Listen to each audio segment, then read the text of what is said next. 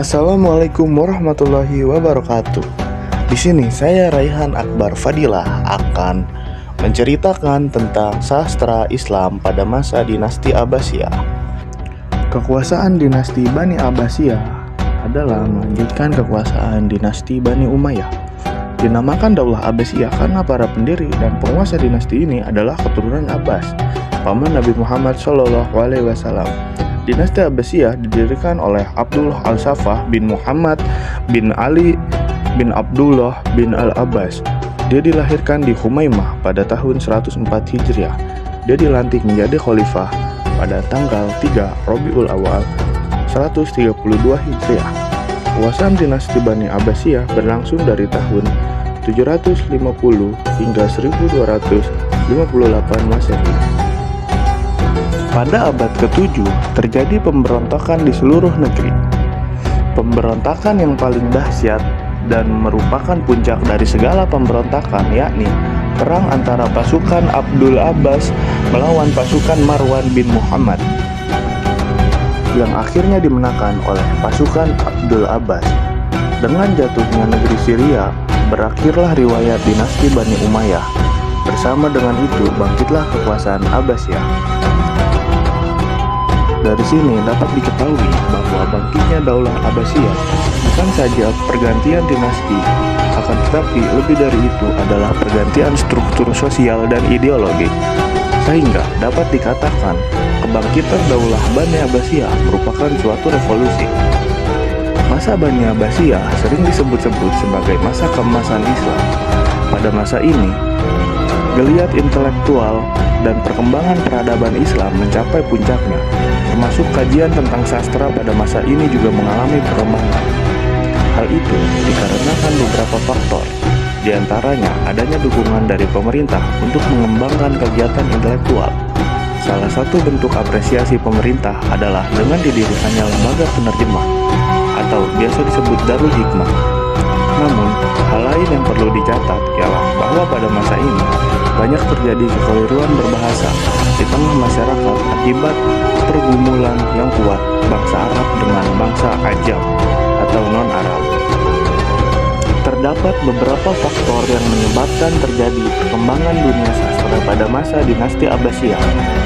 Meskipun bahasa pada masa ini mengalami kemunduran karena secara sosial terjadi kemajemukan dalam struktur masyarakat, sehingga garizah atau watak kebahasaan bangsa Arab mengalami kemunduran, namun dalam secara global, sastra pada masa ini juga mengalami kemajuan sebagaimana keilmuan lainnya.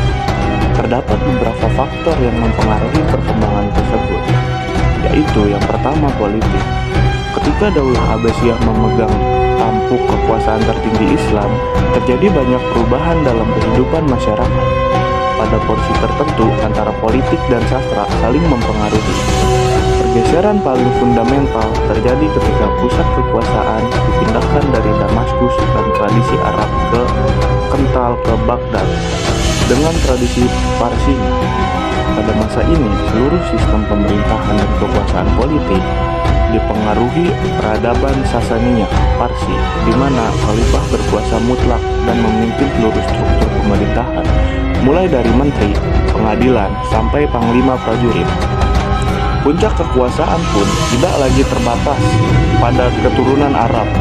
Kondisi politik seperti ini sangat mungkin mempengaruhi perkembangan aktivitas sastra ketiga, karena para syu'ara adalah orang terdekat khalifah di lingkungan istana, setelah menteri dan struktur pemerintahan lainnya. Selanjutnya ada faktor sosial kemasyarakatan. Di saat terjadi perpindahan dan kekuasaan dari Umayyah ke Abbasiyah, wilayah geografis dunia Islam membentang dari timur ke barat, meliputi Mesir, Sudan, Syam, Jazirah Arab, Irak, Parsi, sampai ke Cina. Kondisi ini mengantarkan terjadinya interaksi intensif penduduk setiap daerah dengan daerah lainnya. Interaksi ini memungkinkan proses asimilasi budaya dan peradaban setiap daerah. Nyanyian dan musik menjadi tren dan style kehidupan bangsawan dan pemuka istana era Abbasiyah. Anak-anak khalifah diberikan les khusus supaya pintar dan cakap dalam mendengarkan suara mereka. Seniman-seniman terkenal bermunculan pada masa ini, diantaranya Ibrahim bin Mahdi. Lalu selanjutnya ada Ibrahim al-Musuli dan anaknya Ishak. Lingkungan istana berubah dan dipengaruhi nuansa bourgeois, mulai dari pakaian, makanan, dan hadirnya pelayan-pelayan wanita. Dalam sebuah riwayat disebutkan Harun ar-Rasyid memiliki 1.000 pelayan wanita di istananya dengan berbagai keahlian. Pengaruh budaya seperti ini berkembang tidak di seluruh negeri, tapi hanya di lingkungan istana dan petinggi-petinggi negara. Adapun masyarakat umum berada dalam beragam kondisi perubahan sosial. Bahkan dari kelas masyarakat umum muncul gerakan menentang perilaku dan tradisi jahiliyah yang berkembang di lingkungan istana dikenal dengan nama Harakah al-Zuh. Selanjutnya ada faktor intelektual dan pengetahuan. Faktor lain berkembangnya peradaban di era Abbasiyah ditandai dengan bergeliatnya aktivitas intelektual masa Islam. Kegiatan intelektual seolah-olah dipengaruhi terbukanya pintu intelektual Islam dengan masyarakat dunia lainnya. Pemerintah sangat mendukung semua aktivitas keilmuan. Hal itu direalisasikan dengan pendirian pusat penerjemahan literatur asing ke bahasa Arab. Al-Mansur adalah khalifah pertama yang menggiatkan aktivitas astronomi dan menetapkan kegiatan kerja kerajaan mengacu pada hukum-hukum astronomi. Abu Ja'far al-Mansur juga khalifah pertama yang menerjemahkan literatur asing ke bahasa Arab, di antaranya karya-karya Aristoteles, buku sanad India, dan berbagai literatur lainnya. Bait al-Hikmah di masa Harun al-Rasyid tersebut menjadi perpustakaan dunia yang menyimpan beribu-ribu sastra asing Romawi, Yunani, Parsi, dan India. Kemudian diterjemahkan ke dalam bahasa Arab. Kemajuan ini diikuti dengan lahirnya ribuan ulama dan sastrawan. Baghdad berubah menjadi mercusuar peradaban dan tujuan cendekiawan dan pencari ilmu seluruh pelosok negeri. Kita kenal Khalil bin Ahmad al-Farahid sebagai peletak pertama Mu'jam Lugawi dengan kitabnya Mu'jam al-Ain. Dalam ilmu fikih lahir Abu Hanifah, Malik bin Anas, Al-Syafi'i, dan Ahmad bin Hanbal. Dalam kajian sejarah, Ibnu Sa'ad dengan karyanya Al-Tabaqat, Al-Kubra, Akhbar Al-Khulafa, pendek kata semua lini keilmuan mengalami perkembangan yang pesat.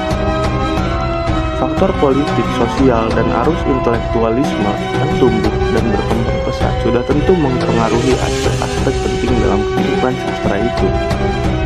Khususnya dalam syair, setidaknya dikenal dalam literatur adab Abbasiyah, bermacam-macam agrad atau tujuan orientasi syair seperti al-maqdah, al-hijjah, al-fakh, al-rasa, al-ghazal, al-wasfi, al-juh, al-itab, al-i'tizar, al-syi'ri, al-talimi, al-syi'ri, al-faqih, dan syair humor.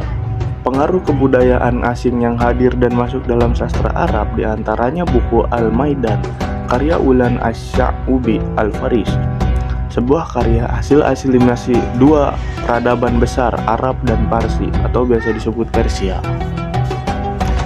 Di antara syu'ara terkenal dengan dilahirkan dari rahim peradaban besar ketika itu diantaranya Basyar bin Bar, Abu Nawas, Marwan bin Abi Hasfah, Abu Attiyah, Muslim bin Walid, Abdullah bin Marwan bin Zaidah, Muhammad bin Hazim al-Bayyi, dan ribuan sastrawan lainnya. Lingkungan sosial dan intelektual yang dinamis dalam peradaban dan khazanah keilmuan Islam telah mengantarkan perkembangan pesat dalam dunia sastra. Tidak saja syair yang menjadi konsentrasi para aktivis sastra, namun juga retorika dalam pidato kenegaraan maupun khutbah Jumat. Pendeknya, aktivitas intelektual mendapatkan porsi strategis dan berkembang sangat baik dan dinamis pada masa itu.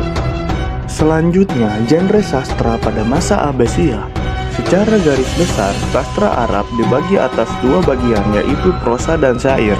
Prosa terdiri atas beberapa bagian, yaitu kisos atau kisah. Kisah adalah cerita tentang berbagai hal, baik yang bersifat realistis maupun fiktif, yang disusun menurut urutan penyajian yang logis dan menarik. Kisah meliputi hikayat, kisos, qosirah, dan uqusah. Kisah yang berkembang pada masa Abbasiyah tidak hanya terbatas pada cerita keagamaan, tetapi sudah berkaitan dengan hal lain yang lebih luas, seperti kisah filsafat. Selanjutnya ada amsal atau biasa disebut peribahasa, dan kata mutiara. Adalah ungkapan singkat yang bertujuan memberikan pengarahan dan bimbingan untuk pembinaan dan kepribadian dan akhlak.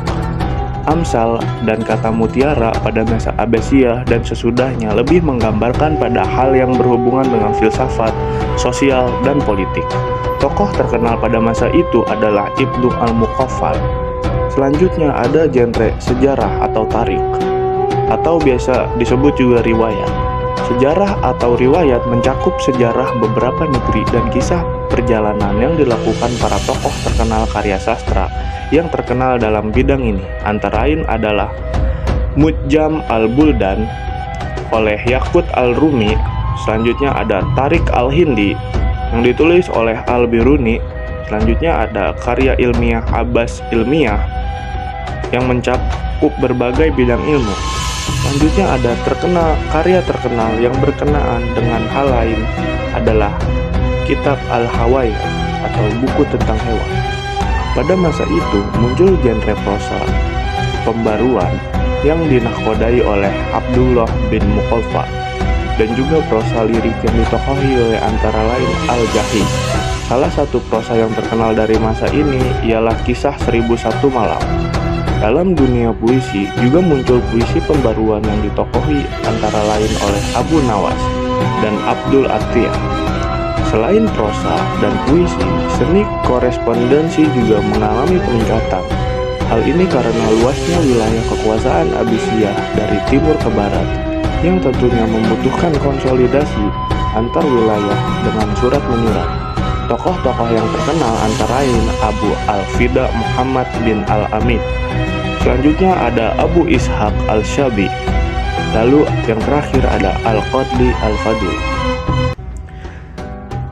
Ya, demikian yang dapat saya ceritakan atau saya jelaskan. Semoga bermanfaat bagi banyak orang. Kurang lebihnya mohon maaf. Wassalamualaikum warahmatullahi wabarakatuh.